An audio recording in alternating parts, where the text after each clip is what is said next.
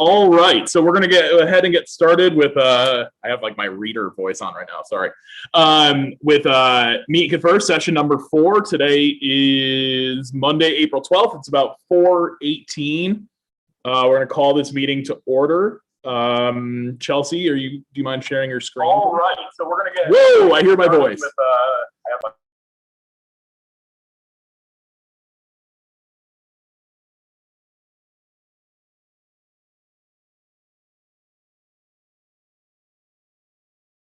Okay, I was not ready to hear my voice play back like that, but we're good. So we're going to go ahead and start with introductions of both teams. So my name's Jay Barbuto, co-president of PECTA, co-chair of Meet and Confer, and the proud 7th and 8th grade ELA teacher at Edison. My name is Marnie Burris. I am a 3rd grade teacher at Lowell, PECTA secretary and co-chair of Meet and Confer. I'm Chelsea McCaslin, 6th grade ELA teacher at Edison Elementary. I am Diana Antone, 6th grade math and science teacher at Lowell Elementary.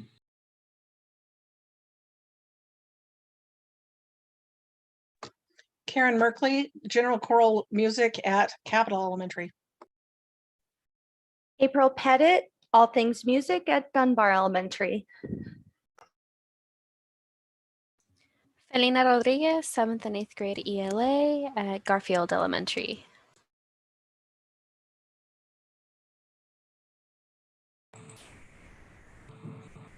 On the administrative side, Victor Diaz, Director of Human Resources.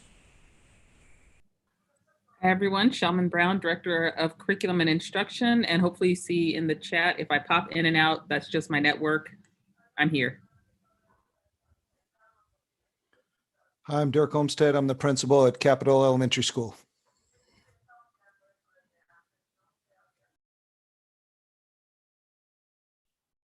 Is that the team for today so far? It is. We may be joined later on by Gina Millsaps, principal of Dunbar Elementary, home of the Dragons, as well as Silvia Bernal, our principal over at Garfield. Home of the Grizzlies.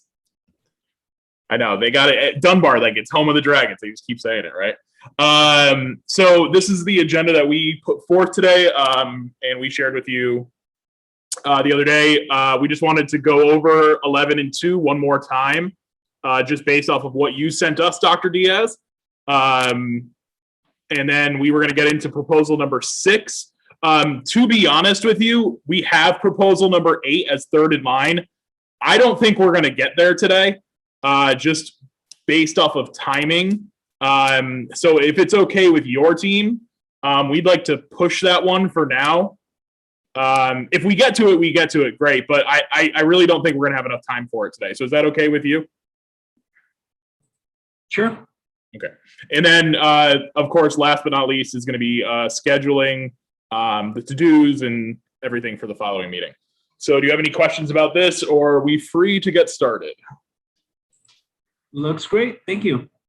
Okay, so can you go to the next slide, Chelsea? Yeah, so we wanted to start with proposal number 11, actually, and just let you know, Dr. Diaz, that we agree to the language that you emailed us, and I summarized it here. Tell me if this looks good enough to you. But the stipend committee looks to add the certified staff to the translation stipend and potentially increasing that payout as well. Is that worded correctly in your opinion? I think so. I'll take a closer look at it though, and we can hammer that out in one of our Thursdays before 5. Cool. Yeah, but we're really looking forward to that one. Of course, we wanted the ETR payment, but we felt like this was a good compromise to help out the good folks that are receiving, or sorry, not receiving compensation, but that are bilingual. And yeah, we look forward to seeing the stipend committee get this going and having PECTA and ESPA in the district work together to kind of make that one work. So great job on that one, team. Right, so now we're gonna go back to number 2. All right, so Dr. Diaz, I don't want to mischaracterize you here, but my little summary right there basically says that there's a potential for increase in compensation through the classroom site fund. Would you agree with those terms right there? Yeah. Just to sort of summarize, because I know I put this in writing Thursday at 5, just trying, to stay efficient. We have received word from ASBO, school business officials, that there will be a substantial increase to our classroom site fund budget. Comes as a surprise probably to Ms. Pettit. She was a member of the Prop 301 committee, and we spent months talking about how we don't have a lot of money in our classroom site fund budget. But the sort of COVID impact of sales taxes has proven to be perhaps quite the opposite. Sales tax revenue is actually quite strong. At the same time that has happened, the governor did something that I struggled to explain really well, but somehow the last 5% of the 20 by 20 wasn't actually added to the base level support. It was added into classroom site fund for some inexplicable reason. And so that payment is also coming through. So there's some one-time money as well as some potential sustained monies. It's a pretty sizable amount that we would have to, quote unquote, play with. And it's very, very exciting. And what it may turn into is then increases in compensation that would come through CSF. We're still determining exactly what that needs to look like. We use the Prop 301 committee to look at the fund money that goes to PD. But the other thing that is on the table right now is that funds 11 and 12 are going to be eliminated. If they are eliminated, we don't know what the apparatus necessarily then would be in order to determine these increases. But we could be looking at a world where, for educators, that CSF base, the classroom site fund base that you see in your paycheck would go up substantially from the $1,500. And that Prop 301 PD plan may no longer exist, but instead that money would be part of your CSF base. And so it's very exciting. It gives us a lot of flexibility, but it does not fix the issues of the M&O budget that we would need to fix in order to fund a base salary percentage increase. Mm-hmm. So first of all, thanks for that clarification. So can you kind of walk us through in the past? I know that classroom site fund has been pretty, hey, it needs to go to X, Y, or Z. Like you said, it has the 3 buckets, 11, 12, and 13. And I don't know how well versed you are in SB 1139 that Governor Ducey just signed. It's from Senator Boyer, and it basically, it's basically the bill that got rid of those 3 funds, the 11, 12, and 13. So a couple changes there that we've noticed, and we being, the statewide association and talking to, Chris Cotterman at ASBA and a bunch of different people, it seems like they're allowing for some potential wiggle room in terms of who can receive this stipend, this funding. So I was wondering what your read on that is, and if you kind of generally agree with me or what you're thinking. Yeah, great questions. I mean, as with most things in the advocacy at the legislature arena, the association is always going to be a little further ahead than the district is. We're going to learn about things through ASA, ASBO, I'll learn about things through ASFA, but that's almost at the same time the AEA is finding out too. And so that's really helpful information to hear. That's the first time I've heard it. But we did this last year where in the meet and confer agreement, we took to the Prop 301 committee whether or not we wanted to expand the definition of an educator. Right now, it currently covers anybody on a teacher contract that has more than 50% time directly with students, with the exception of the IEISs. They're the one group that gets looped in with that. But our curriculum alignment specialists, our social workers, and other folks are not. One of the concerns we've had with that is that if we open the door for one, we got to open the door for everybody underneath a certain banner of things. And we've seen in precedent that you need to have a teacher certificate in order to receive these funds. You have to be in a position that requires a teaching certificate, I should say. So if we see some flexibility that lets us revisit that, we certainly could look at that. But always bear in mind that if you add more people to the pie, it means that the slices are going to be a little bit thinner. Mm-hmm. So it would not be a case where you would see potentially the same size for now this new expanded group of people. It might eat into the funds that other groups get as well. For sure. But one thing that I hope you've seen with us with compensation over the past, certainly the past 6 months, but I hope even further than that, is that transparency of going through numbers together, looking at this through committee. I could see this being something that we would want to add to the meet and confer process if the process is still taking place as these things are being decided at the state level. If not, we would either want to establish a 301 committee over the summer who could come together and answer some of these questions, or administrative leadership and PECTA leadership may just work together to do this as well. But some level of collaboration and some level of transparency, high levels of transparency and high levels of collaboration are certainly what we'll want to do in order to determine all this out. Right. I hope that a teacher's understanding that this is incredibly good news. Yeah. So I just wanted to, Chelsea, can you stop your share for 1 second? I just wanted to show you the part of the bill that makes everyone feel like it's going to be open. So if you remember in the past, it gave like a list of 6 different things that basically said like, hey, this is kind of where the monies can be distributed. And if you look right here, it says the usual, class size reduction, teacher compensation, which I believe none of that's changed, right? The blue is changed. But that looks right to you, Dr. Diaz? But then if you look, the next one that they added a 7th one for student support services, where they feel where AEA and the school board association is feeling like, and if you scroll down to the bottom, you'll see it talks about it here. It talks about it somewhere. I can't find it now. But basically, they're saying that was added on there because that gives a little bit more breathing room to include people like social workers, like, whatever you said, right? And, the attorney general ruled on it. Gosh, I don't even remember what year it was. I don't know if you remember, but basically said that like the teacher could be defined as anyone that's progressing a student to achieving the educational goal of the school or something into those means. So I guess I just wanted to say that all out so everyone kind of heard it. But one question I have for you is this. With the classroom site fund money, right? So let's say, this bill is signed, Governor Ducey signed it, so it's going through, right? So the problem is that the session, whenever the session ends, which for those of you that have been down there, you literally never know. Let's say it ends on June 1st, right?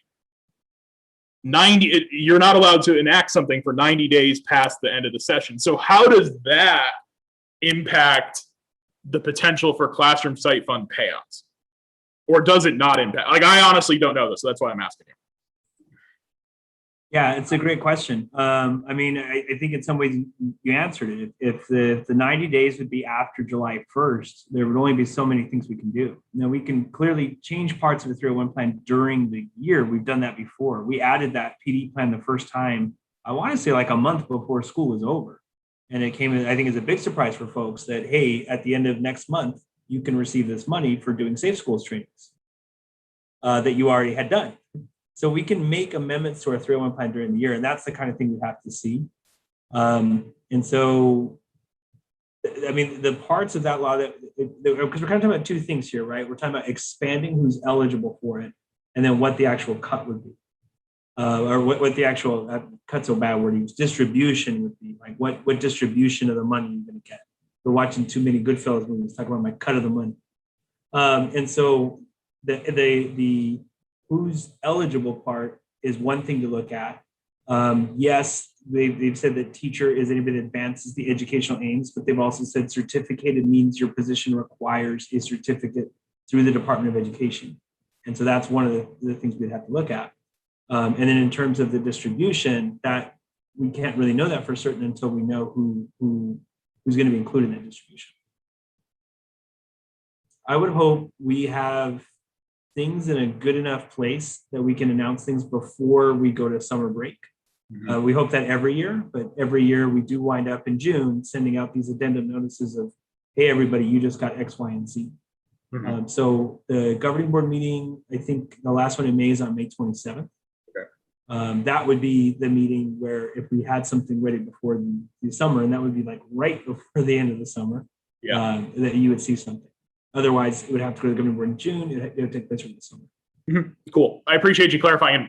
Sorry, I know I'm geeking out about this right now, but classroom site fund's kind of my thing. So the last question I have, and I think you answered it, but just clarify for me. I'm not saying that we're agreeing to this or you're agreeing to this, but hypothetically, if we came to the conclusion that social workers, SLPs, psychs were eligible for Classroom Site Fund, we could go through with that contingency language without the money there yet, knowing that the money is coming, knowing that everyone would be getting a smaller chunk. I think we'd have to, sort of determine that collaboratively. You don't want to announce you're going to get something until you know that you're going to get something. Right. It's a lot easier to give a stipend, than to take one away. Right. And it's even worse to say you're going to get one and say, guess what? Just kidding. We didn't have all our ducks in a row when we made an announcement. Mm-hmm. So I think we do want to put all those pieces of the chain together. Also, so that people understand exactly what that's going to look like. The reality is most people live and work paycheck to paycheck. Right. And so if you're going to get something extra in your paycheck, you're going to want to know about, particularly as we start talking about some of the changes that are happening from the insurance committee. And as you're looking at some changes or some increases that are happening in ASRS as well. Mm-hmm. So like I said, it's a great problem for us to have, that we have a chunk of money we didn't think we're going to have. And we've got some even more flexibility in how we're going to spend it. Right. And we haven't even brought up Prop 208 yet, which is another good thing too. So, all right. So we're going to table Proposition 2, Proposal 2 for right now, just because I feel like we're kind of all in this middle area right now with the Classroom Site Fund and trying to get some more clarification on it. So if it's okay with you, we're going to table it for now, unless you have anything else you wanted to bring up in regards to it. I would just want to make sure we know exactly where we're at when we table it, so we can pick it back off the table as quickly as possible. So it sounds like we have a general agreement that we're looking at pursuing a compensation increase through the Classroom Site Fund as opposed to a base salary increase in M&O. We just need more specifics about what the Classroom Site Fund, the size of it's going to look like, and the flexibility for eligibility. That sounds right to me. We can finalize that by Thursday at 5, if that's okay. But that sounds right to me. Okay. Yeah, that's just, we have other proposals we're going to talk about. So this way we don't lose this one and we take precious minutes in a meeting trying to remember where we were with it. Right, for sure. Yeah, no, Absolutely. I get it. Okay. All right. Thanks for clarifying the 80 questions that popped in my head over the past week about the Classroom Site Fund. And I'm gonna stop talking now. So I'm gonna kick it over to Felina and Chelsea. If you want to share your screen again, I'm gonna mute myself. So.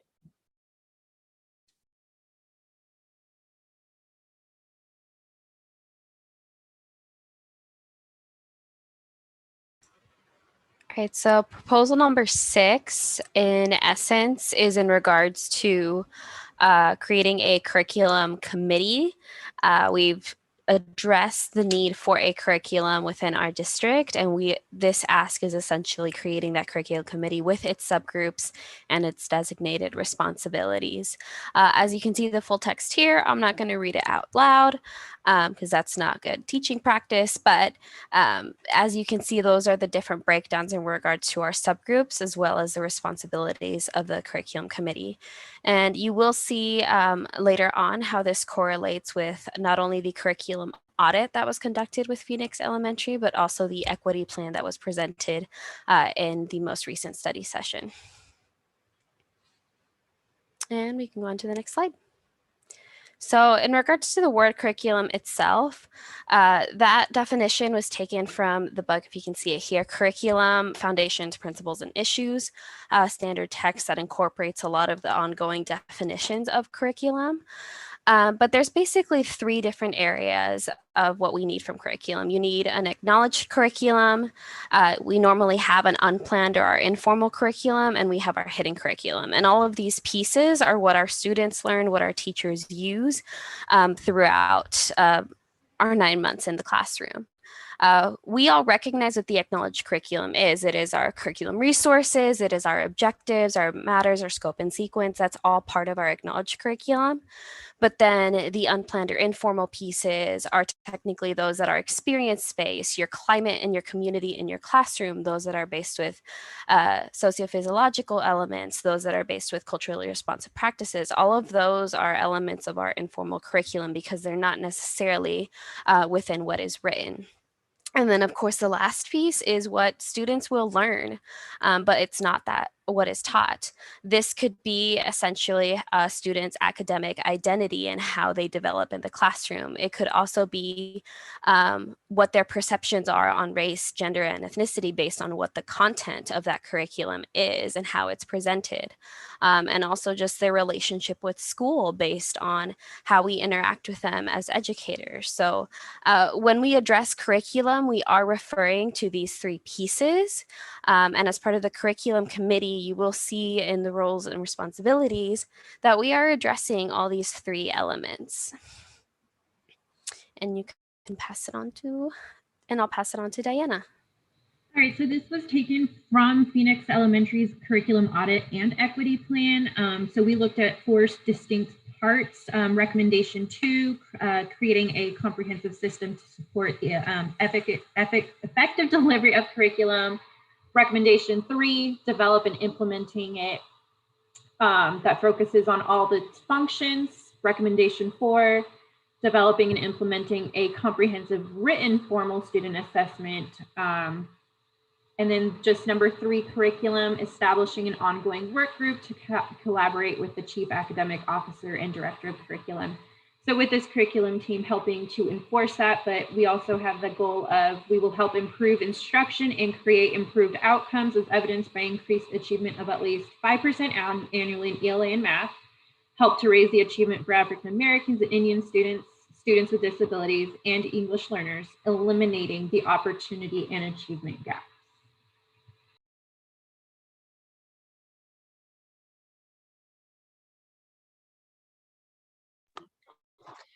And we felt like the teacher representation in this is really, really needed for each content subgroup, because that allows us to identify needs of all of our learners and make sure that the processes involved allow us to achieve successful learning outcomes for all of our students. Nobody knows the kids better than the teachers that are in the room with them.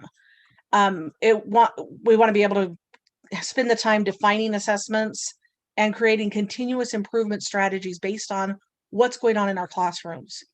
That's kind of the big ask as far as why we're asking to have a curriculum committee, is to just get our hands into the curriculum that we've already purchased and then just making it work within our classrooms as best as we can for the kids that we actually have in our rooms with us. Using data and information to inform evidence-based decisions. And then on the same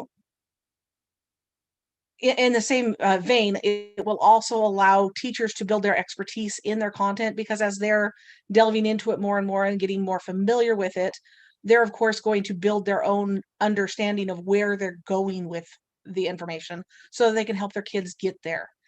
And in so doing, it engages and empowers our staff, and it helps us to have a more positive, effective leadership within our district. Go ahead and go to the next one. We're asking basically to develop a workable plan so that we can reconstruct any misconceptions that kids may have and build on prior knowledge, because some of our kids have been with us since kindergarten. Some of them have been in and out since kindergarten. Some of them, it's the first year with us, you know, and they're in 6th grade and they don't know their basic math facts. We need to be able to have the chance to find where their prior knowledge is and then build on it, whether that be through real-time checks and formal CFAs or through different activities that might appeal to them in a different way, and then help them to build the meaningful patterns and contexts through unit plans so that they can learn everything that they need to learn, all of the essential understandings, and increasingly challenge them in all that we're doing within our classrooms. Go ahead to the next slide. Now, if we don't have a workable plan, our roadmap kind of ends at the cliff and we fall off, and our students wind up forgetting all of what we've taught them, and they're unable to apply their knowledge to new situations and new problems. Because of that, we wind up losing students academically as they struggle to make sense of the discombobulated presentation of information. And we also start losing students physically as enrollment declines. And I know from talking to parents and listening to them talk over the years that this is one of the things that forces people out of our district as they get into the upper grades, is they feel like it's so discombobulated that they want to take their students somewhere else where it doesn't seem so discombobulated to them.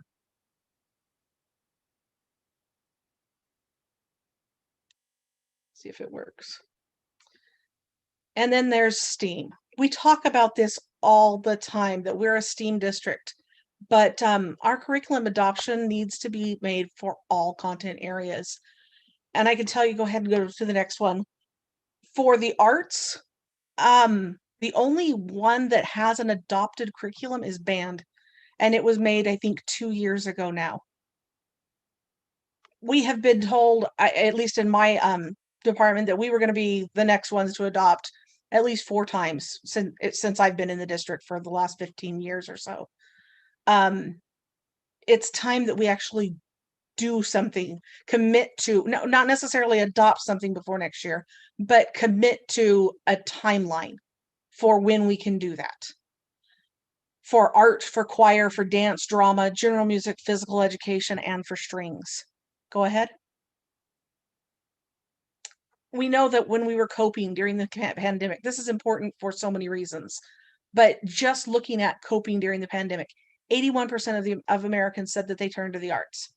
Fine art sales online tripled during the pandemic, with 20% of sales going to brand new buyers.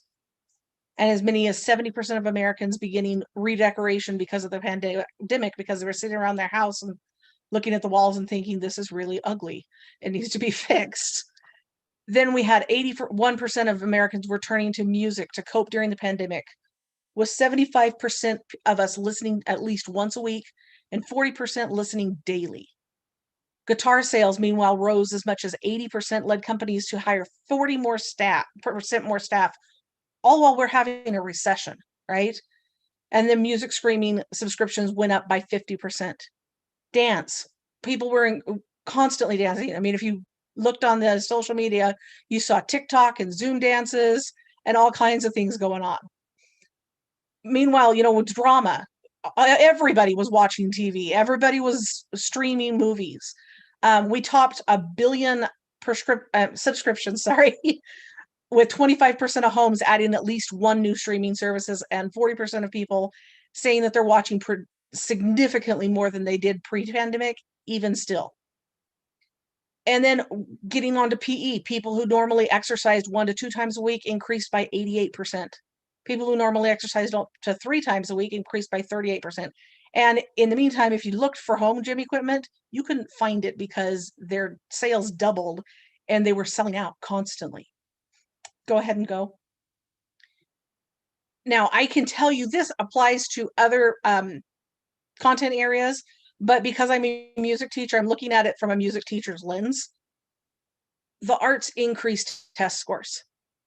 With a quality music program, English test scores jumped by 22%, math test scores jumped by 20%. On average, students who have higher achievement in music are the equivalent of an academic year ahead of their peers by the time they reach high school, as measured on their exams. That's the kind of thing we want for our kids, but we have to have a structured system for reaching our kids and teaching them. Benefits of music include building patience, speech development, vocabulary building. It builds self-esteem. When you look at something and it's really, really hard, but you keep practicing and practicing until it's easy, that makes you feel really like you've accomplished something. Like, maybe I can do whatever I want, whatever I set my mind to. It helps kids to learn to listen better. It develops their brain. This is my hobby. Neuroscience is my hobby. And what you can see here off to the right is 2 MRI scans.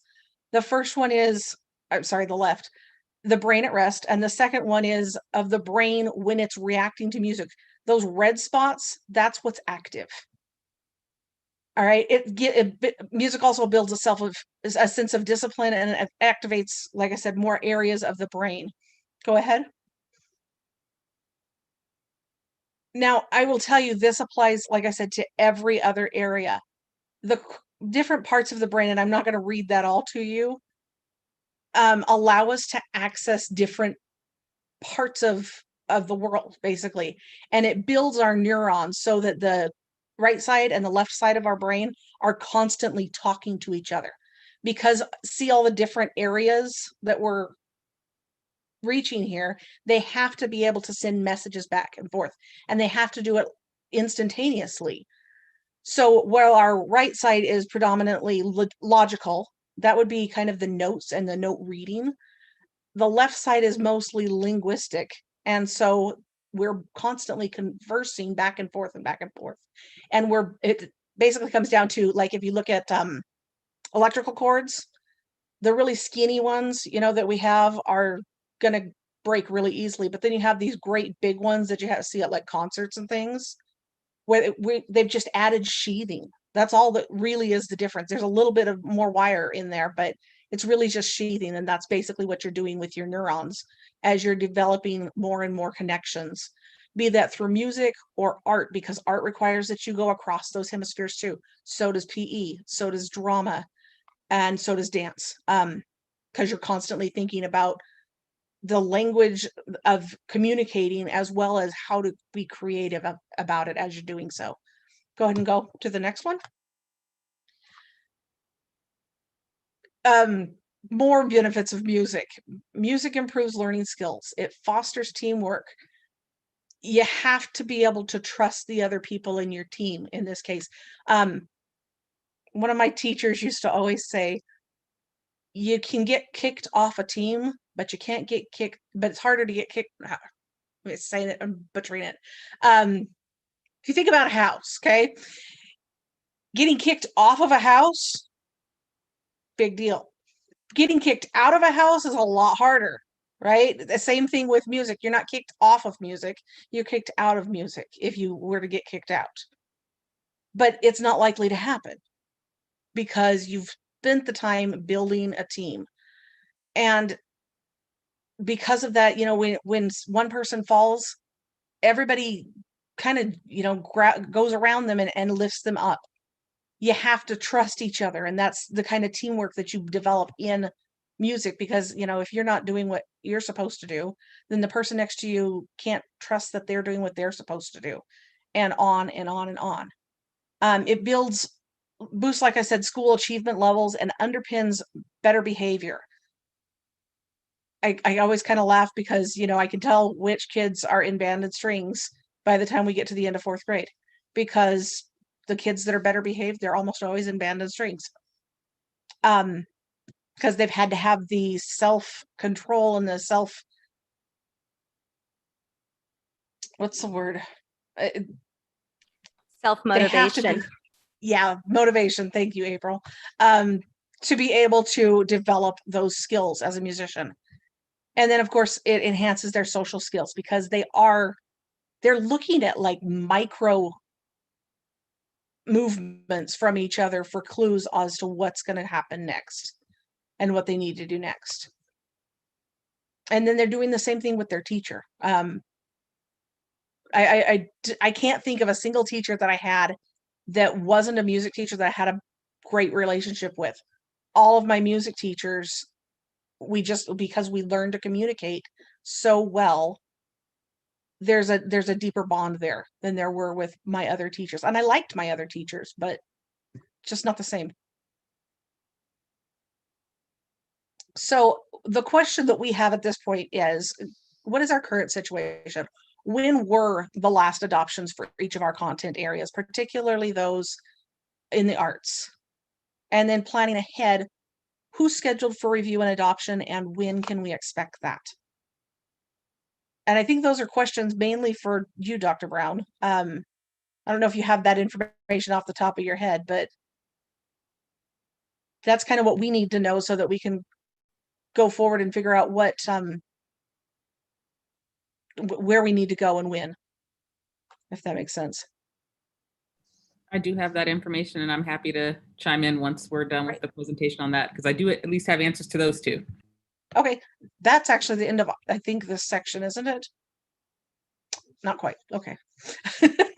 No worries. And then I just wanted to go thinking about our equity presentation in the study session, thinking about where we are in our curriculum. The word achievement gap is very coded language that maintains a hierarchical structure that puts the blame on our students and their families. It is not their fault that they are being prevented from achieving. It is an educational debt that our institutions owe to them. And this is by Gloria Ladson-Billings, the person who created the term culturally responsive pedagogy. This study came out in 2006, in which she used the metaphor of the national debt to thinking of our educational debt. And thinking about our definitions of curriculum and what we truly all want for our students, we need to start thinking from the lens of an educational debt instead of an achievement gap that we put a Band-Aid over. Because the history is that as Phoenix Elementary, we are the oldest district in the state of Arizona. But it is also, as the oldest district, it has a history of colonization and white supremacy, as public schools did in the West. The economic debt is thinking about our Title I status. We not only serve many students who qualify for free and reduced lunch, but think about how many of them did not have access to the internet prior to the pandemic. And think about how much digital literacy we've provided their families and how they are expected to now support their child in distance learning. I do not have a parent who is able to access and navigate StudySync for their student if the student is having trouble with homework.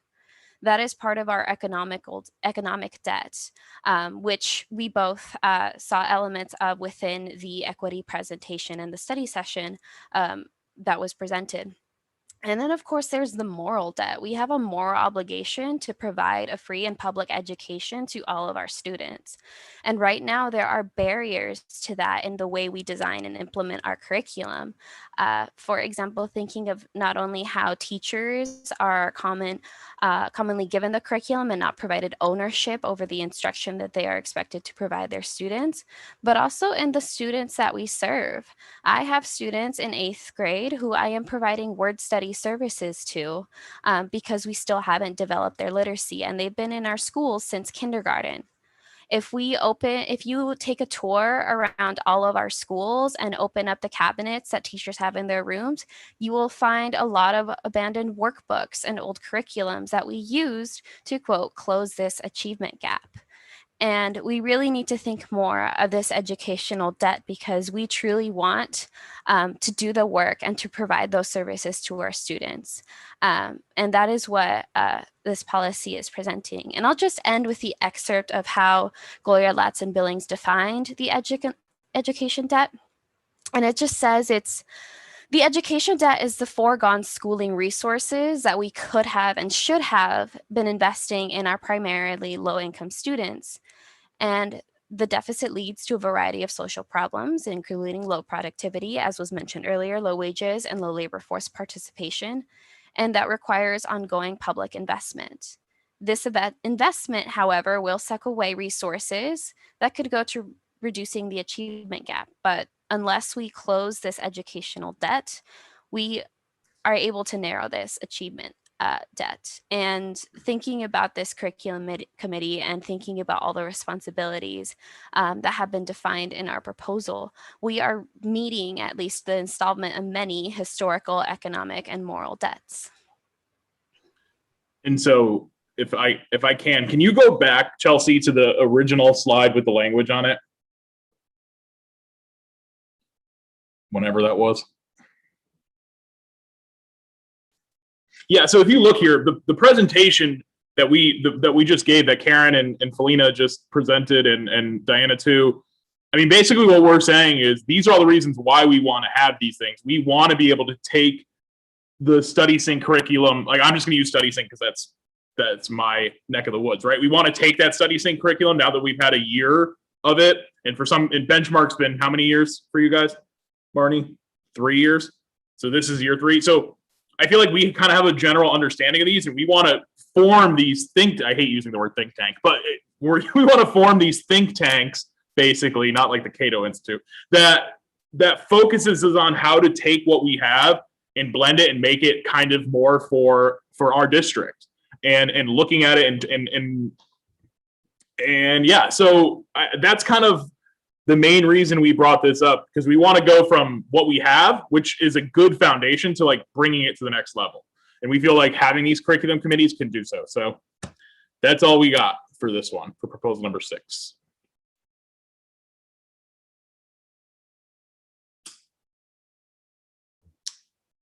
So I guess we could start, unless Dr. Diaz, do you have something to say, or can we start with those 2 questions for Dr. Brown?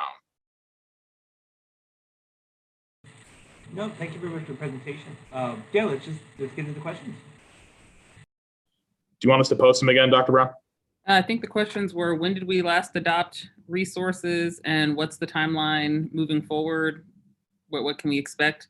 Yeah. So I'll start with a sold. I'm wholeheartedly in agreement that we do need resources for our special areas, teachers. And so that's something that you'll actually see when we have our curriculum management plan for 21-22. You will see that we're updating that table that we have in there that currently outlines the core content areas. There will also be one that outlines a timeline for special areas as well, because you were left out of that piece. So that part is coming, and I'll make sure that Teresa Houlihan runs that through SALT to make sure that the order for the years is the one that makes most sense to the special areas teachers, but that's coming your way regardless of the outcome of all of our meet and confer conversations. That was, again, I think it should have been included to begin with. I know we had to start somewhere when I came on board, and in terms of when resources were adopted, we adopted resources this past school year. So in May of last year, for this upcoming school year, for most of our content areas, Benchmark Advance was already adopted. There was a pilot for a couple of years. So some schools have had it for more than the 2 years that it's been K-6 at all campuses.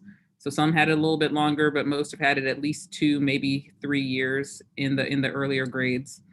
Study Sync is what was adopted for 7th and 8th grade ELA just this past school year. We adopted for middle school social studies, middle school science, some of our elementary science, math, K-8. So the content areas that are still left to be adopted, we are implementing science next school year. So we already have the resources, just going to continue to be what's approved, but we didn't want to overload our K2 teachers with all the new things they had already been asked to learn in the last year. And then we were adding math on top of it. And then social studies, we didn't have enough voices in the room, and none of the programs really looked like they were strong enough for us to feel comfortable moving forward without a group saying, yeah, we can make this work. So that adoption is happening again. We're doing another review cycle next school year now that publishers have had a chance to step their game up a little bit, now that they know how to customize. Arizona Social Studies has its own unique set of standards, as does every state. And so finding prepackaged materials that haven't been specifically aligned to the Arizona standards becomes more problematic. So that piece will happen for, I believe, K-5 next school year, seeing if there's something better than what we had available to us, or if we can get some teachers who say, yep, this works, we just need to supplement here or there. So that's sort of the current layout as far as adoptions. Prior to that, we didn't have a very strong system in place that allowed us to pinpoint every single adoption. So we did end up having to sort of go backwards into board docs to try and figure out when things had been adopted. So things like some of our science resources were around 2006, 2007. That would have been the last time resources had been adopted. So we're trying to move away from that, which is why we want those timelines so that we stay on a routine schedule and review. And so to that end, also just to make sure we're on the same page so that nobody thinks that any of us are playing various word games, over on the CNI side of the house at district office, when we talk about curriculum, it's the written outlines that talk about the bigger picture objectives and essential questions. And then we separate that from our curriculum resources, which would be the study syncs and the benchmark. So I just want to make sure that no one thinks that we're not on the same page or something when it comes to the language. Did that tackle both of those questions, the timeline and when things were adopted? Okay.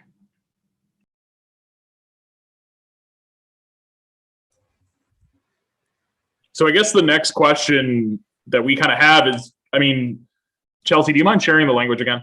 Sorry, I just like having it in front of me, even though it's like extremely small font. So, I mean, Dr. Brown, what do you think about that A section, right there. Do you think that's something that you could be talked into, that you're in agreement with, that you strongly disagree with? I mean, where are you at with it? Well, hopefully you guys now know me well enough to know I will never be one who is strongly opposed to teacher voice and to finding out what's working, not working, and making some changes as we go. Okay. With that said, I think I have more questions about sort of the why and the how of some of the pieces. And so what I'm thinking of specifically is related to a lot of the timing and the exact role or responsibilities of some of the groups.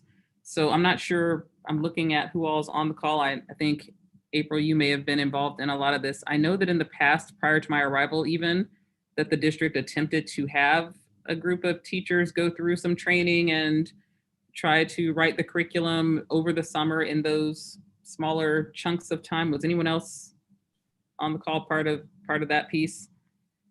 I was. Okay, and our special areas teams were able to remain a little bit more consistent with having the same groups of people who went through the training, who also were doing some of the writing, and then have kept that up throughout the school year over at least the past 2 years that I've been here. It's been pretty impressive what they've been able to pull off in limited time. But what I also remember is when I first came on board, not necessarily seeing a lot of consistency in the teachers who were available in the summer. And so it seemed to be a struggle to get teachers to commit to the summer work, even when they were being compensated for that $25 an hour. So have you talked about or thought about as a group, what sort of accountability or commitment you all would be able to make to ensuring that it's the same group of people who are coming to participate in the work, so that it's not a different group of people every day? I mean, that's a totally fair counter to that question. So we haven't gotten there yet because we wanted to hear what you had to say about the idea in general. So we can, Dr. Brown, if you want, what we can do is by Thursday at 5, if you want to send us over like whatever questions that you might specifically have about this. I know it sounds like I'm stalling, but I'm not trying to stall. I just don't, if you want to send us the questions, then we can kind of get some thorough answers and like not think, because we're both not intentionally, but we're both kind of on the spot right now, right? So it's kind of just thinking out loud. But if you want to get questions to us, then we can get more definitive answers by Thursday at 5. Does that sound good to you?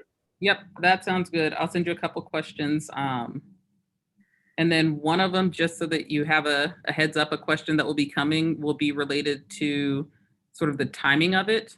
Sure.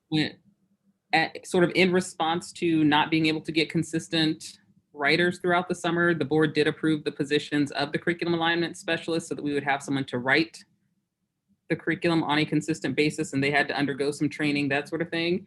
And Right. So there's that component of now there's someone whose full-time job it is to do quite a bit of the work that's on here. So is there something where, and we're very open to collecting feedback, and we did that most recently through the DCTMs because we weren't getting much feedback via the documents themselves or any of those click paths or comment boxes. Right. So is this something, and you don't have to answer right now, but one of my questions will be, is this something where you're open to discussing more ways to get more usable feedback and modify, rather than that happens throughout the school year, rather than potentially doing something in the summer in a shorter burst at a time where we also don't have our curriculum alignment specialists? They're on teacher contracts as well. So Right. They're not available during the summer when most of this work would take place. So there will be a question that centers around, are you open to focusing more on how to collect meaningful feedback and modifications on a recurring basis, rather than a separate committee that does work in the summer that's in isolation? Right. Go ahead, Felina. I'm just curious, do you recall what that feedback said, and can you share it with us at this moment? I cannot tell you at this moment all the feedback. The specialists are collecting it all, though, and they not even collecting it. They already collected it at the DCTM that happened, I believe, 2, maybe 3 weeks ago. So now they're going through and coding it to figure out what are the commonalities, what are the themes, what can we address. So there will be a document they're sending me their feedback or the summaries of their feedback at the end of this month. So then we'll be putting something out to staff as here's what we heard, here's what we're doing about it, here's where we think we can go next. Is that Probably something mid-May. that's going to be shared with the board? Possibly. We share a lot of board updates, and so it's highly likely that it would end up being a board update, but we don't have a definitive date on a calendar for a board presentation or anything, no. And I guess I'm curious, do we have a cost benefit analysis of why we choose a prepackaged curriculum versus one that's written and designed by teachers and people within our district? I'm just a little confused as to what the costs and benefits are. And I'm just wondering if we could be potentially saving our district money on like having curriculum committees instead of just spending lots of money on pre-purchased curriculums. So again, just to make sure we're on the same page with the language, we have not purchased curriculum. We've only purchased the resources. And so even if teachers write the curriculum, we would still end up needing to spend money on the resources to implement it. It just might be that we're using a different novel or a different book, et cetera. I don't know that there's been a formal cost benefit analysis. I'd have to check in with some others. I do think that we could probably find out how much money we've spent on training teachers in the past couple of summers while not necessarily having the outcomes that we were hoping for. So we had unfinished curriculum despite having spent the money. So one other question that I have about this is, so talk me through this. So the curriculum writing specialist, right? Is that the title? What's the title? Sorry. Curriculum alignment. The curriculum alignment specialist. Okay. So their job is to do like very like bulleted lists. Like what's their job? They do things such as write the curriculum, reach out to other districts, find out what they're doing, research the best programs, meet with teachers when teachers are willing to meet with them or have them in their classrooms and talk about what's working, what's not working, how did you implement this? Can I see a model lesson?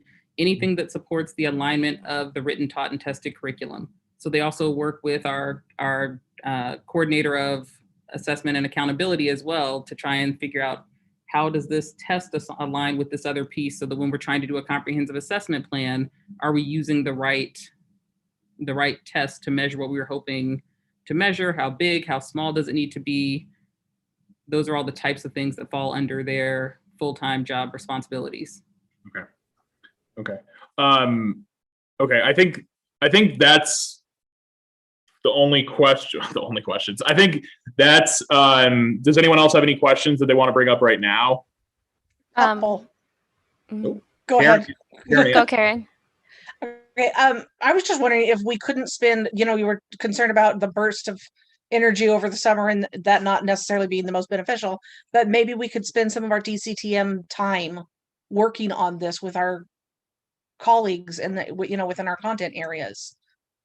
I know we've done that a lot with music, but I don't know if they get to do that in other areas or not.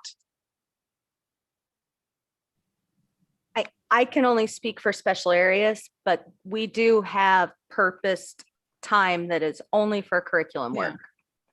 So I can say for special area. And I can say that we can take that back and talk about it with the team. I believe we've done something similar in the past, but I need to confirm that with Dr. McLaughlin to find out more details about what that looked like. And then in terms of the numbers of folks involved, doing it an hour or two at a time may not get us the amount of time that we need for the big picture piece, but having those small snippets for the check-ins and for some of the modifications to at least give us feedback on how we could revise or modify things. I can see that being a conversation that might get us where we're trying to go. Yeah, because I'm trying to think back to when I was teaching gen ed in 2015-16, I think, the last time. Yeah, that's right. 2015-16, I was teaching sixth grade, and I don't remember us, getting to sit down with other sixth grade teachers and do that kind of work. We've done it in music ever since I've been a music teacher. But when I've been in gen ed, we don't really get that opportunity. And then the other question I have is, what parameters do you want for those people that are being chosen for the committees? I think that's going to come down to the level of commitment that people are able to make. Even if it's not a committee that meets in the summer, we need consistency. And one of the greatest struggles has been having different people in and out of groups trying to do work or from day to day. And so I believe 3 years ago, possibly 4, a very eager and excited group of teachers underwent quite a bit of training in order to learn how to effectively review curriculum, read and write curriculum and implement curriculum. And then the very next summer, I believe, don't hold me to these numbers, this is high level summary of the context that I was given when I was onboarded. Less than half of those folks were back the next summer to do the work. And so whatever it is that we were doing, if it's everyone give your input, that's much easier to pull off in a district CTM and in a very high level way. If people are wanting to get their hands dirty and really be intimate with it and working hip to hip with one of the content alignment specialists, that's going to require a much more significant time investment. So we would need to talk about what does that look like, and are folks willing to close your ears principals, leave their classrooms sometimes during the day in order to do that work during the school day, which I know is a big ask, but doing things an hour or 2 at a time isn't as beneficial, but then that ends up being the time we have available. It's just that hour or 2. So for the intimate work, we need people who can commit to larger chunks of time during the school year. Mm-hmm. So Dr. Brown, the last thing we'll say about this, hold on, sorry, my dad was trying to call me, is there potential there? So true or false, let's play true or false. True or false is something that you might see as more effective is during the school year, there's this cadre of educators that are, grade level specific, whatever, curriculum resource specific, whatever it is.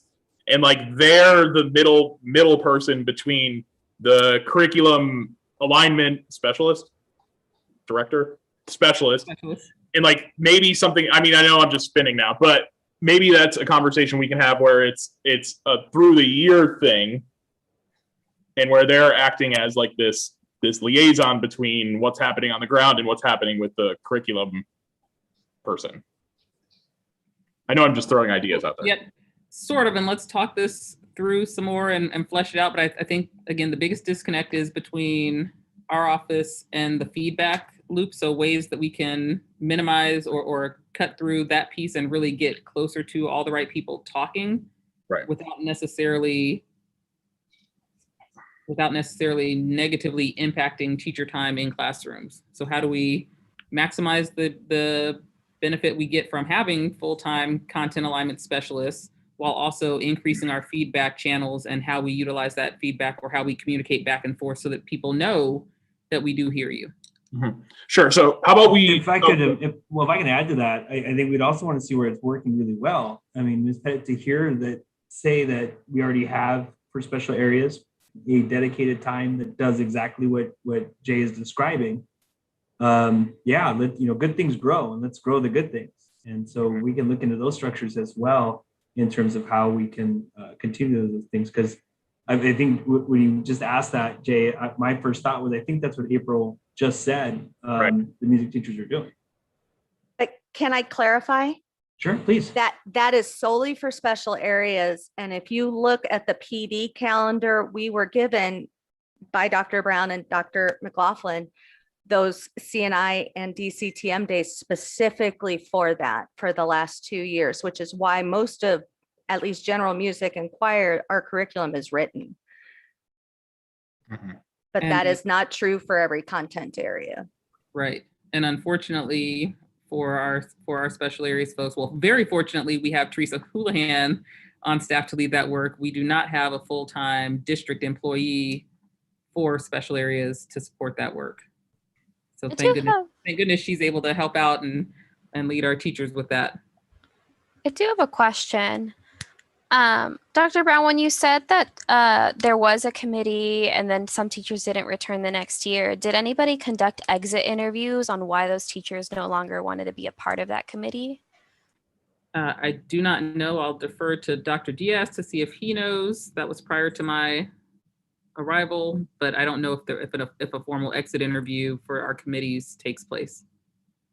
Formally, no. Having worked in several places that's tried this, I know that we experience the same things that you'll see in most other places. And I think this summer it's a particular time to think about this dynamic.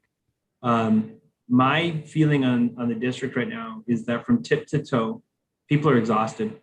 They're very tired. We're very weary. We haven't got the kinds of breaks in a year that you would typically get. Somebody has described the current teaching environment to be one where I'm a pretty proficient artist, but now you're asking me to paint with my left foot. I know how to paint, and I might even have the resources to do so, but this is just so challenging for everybody that it feels like of all the summers where less may be more, this may be the one where we really do think about people's needs. And so one of the issues that will come up quite often over the summer, as somebody who's planned summer committees, not necessarily curriculum related, but other related, for our teachers, this is your time. And if you're taking time to visit family or to go on a road trip or do a vacation, that's one of the things that gets in the way. Same thing on the administrative side. We don't get spring break. We don't get October break. So many administrators use their vacation time in June and July. And so it becomes this very, the things just kind of stop in June and July. It's very hard to advance an initiative over the summer. It's a good time to close out initiatives or to start new ones and do the brainstorming. But in terms of saying we're going to start on June 1 and finish on August 1, unless you're operating in the world of plant services, that's their prime time to get initiatives finished, or even MIS department for that matter. It's not something that we've seen is the right time to do that kind of work. So I think we definitely saw some of that as one of the issues that happened. And then in terms of the work that you don't finish over the summer, when you set up these sorts of things of this team's going to build the rocket to hand to this team to launch. Well, if you didn't build a really good rocket, now the next group is going to struggle with that. And you just sort of get into this cycle where things aren't fully fleshed out in the way that they were supposed to have been. It only gets looser, it only gets harder.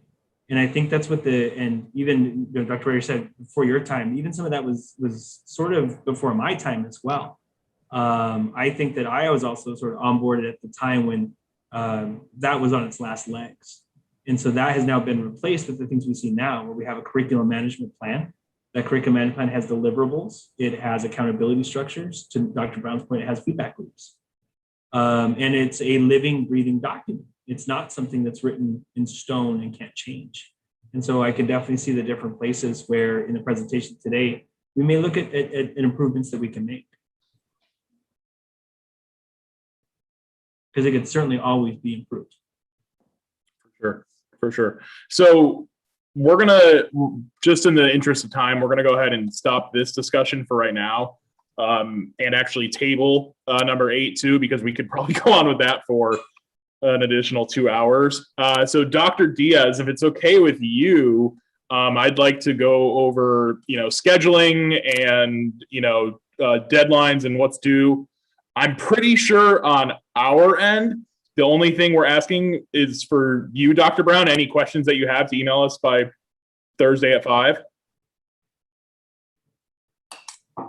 Cool. And then on our end, we'll send the agenda by Thursday at 5. Yep. The only other thing I would say is I will tweak or fine tune and review the language on the classroom site fund. Yeah. I'm sorry, on the stipend committee. Okay. Being the place to take proposal 11. And if there's any updates on classroom site fund in either direction, I think that would be a good thing for us to share Thursday at 5. Perfect.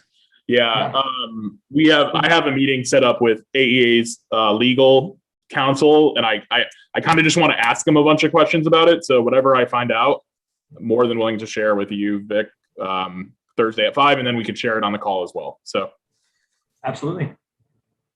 So I think we're all set, unless anyone else has anything for the good of the cause.